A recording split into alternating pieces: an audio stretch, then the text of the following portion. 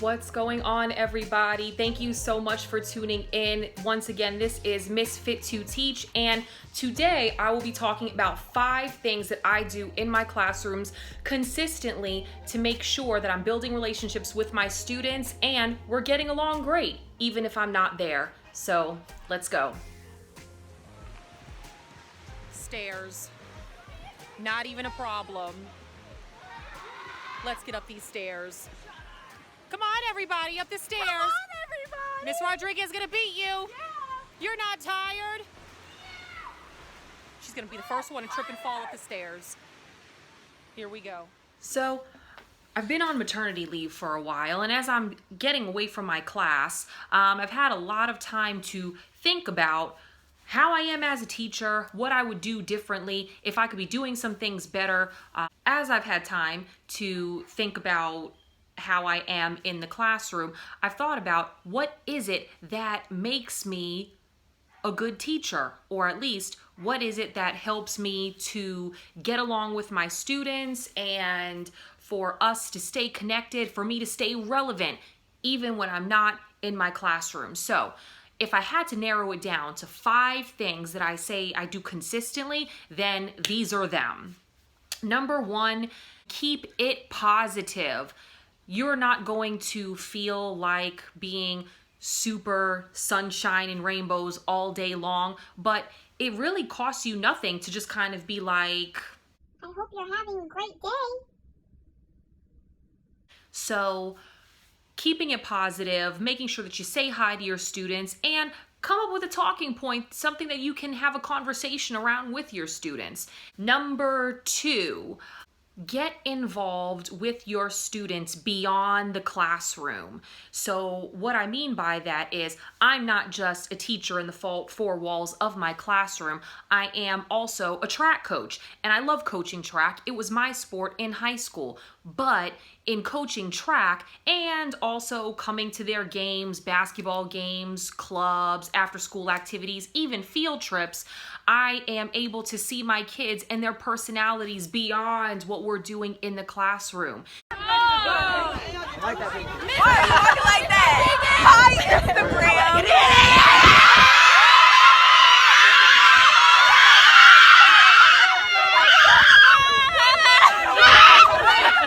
You can't develop a relationship over pen and paper and at their desk the same way you can develop a relationship by walking in the woods or by celebrating a victory at a track meet. So if you're interested in coaching, definitely speak with your administration and consider pursuing it.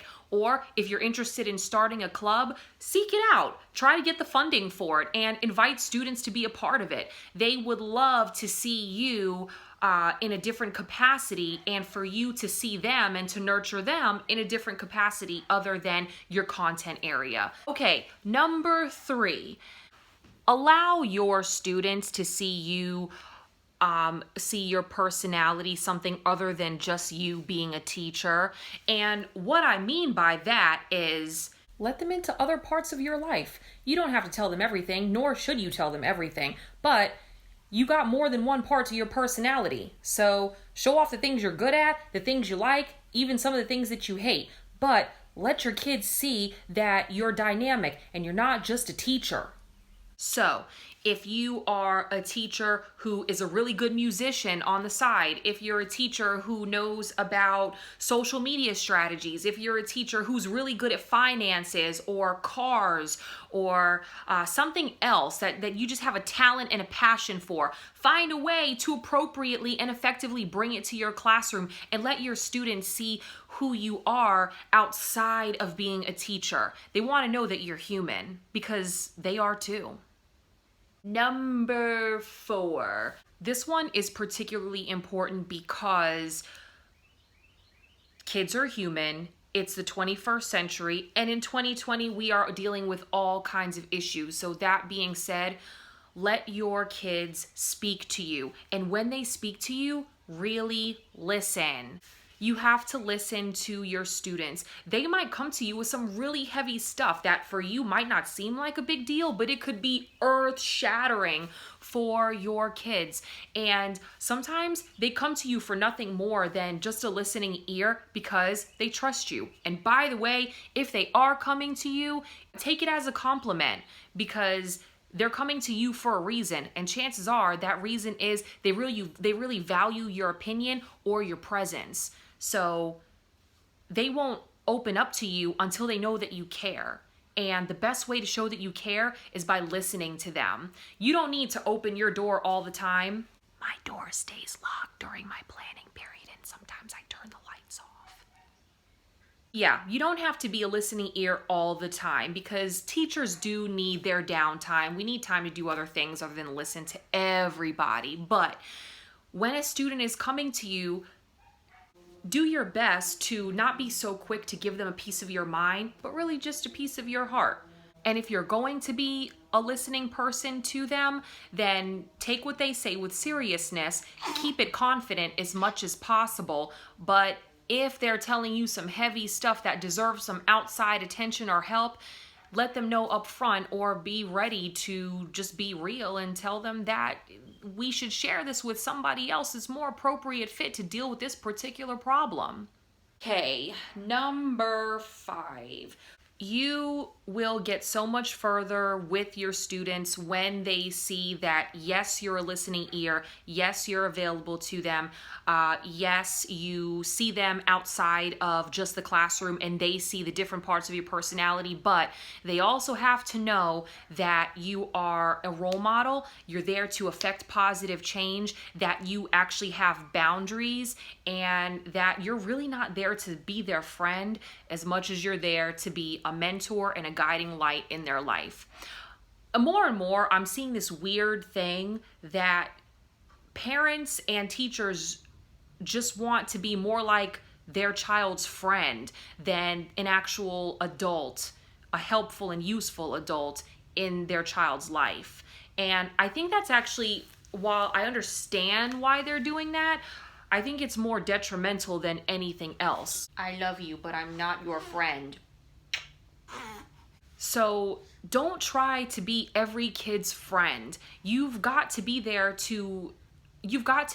as a disciplinarian. You have to be there as an educator. You have to be there as a motivator. You have to be there in all these different capacities. You really don't have time to be their buddy. They've got other kids their age to be buddies with. That shouldn't come from you. So remember, you're not their buddy, but you are like a guidepost. You're there to be a beacon of light, like a lighthouse in their life, guiding them the way that you want to go. Don't try to manipulate their opinions. Don't try to insert yourself into their lives and make them think like you. No, allow them to be individuals, and also let them know that they've got you there for support, but you're not their friend. Okay, so those are the 5 things that I practice regularly and consistently in my classroom. Those are the things that I find have gotten me the best results over time, and it's the things that also keep me sane so that I can come back to teaching year after year after year without losing my sanity. We all go a little crazy sometimes. Woo! So, yeah. If you found this useful in any way, if you have any thoughts, opinions, comments, or concerns, questions, anything, please feel free to leave some love at the bottom. And as always, please be sure to like and subscribe. I can't wait to see you again, and thanks for watching. Bye.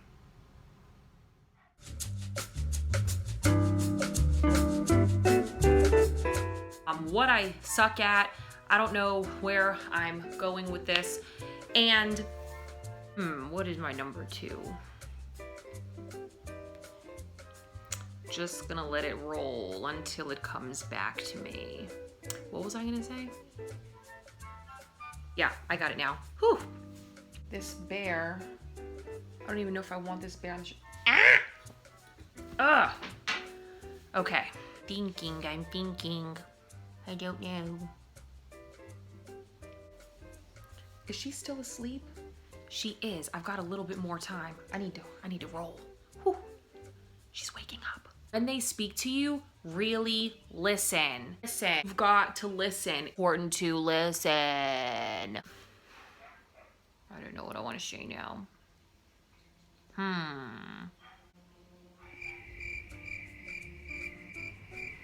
You are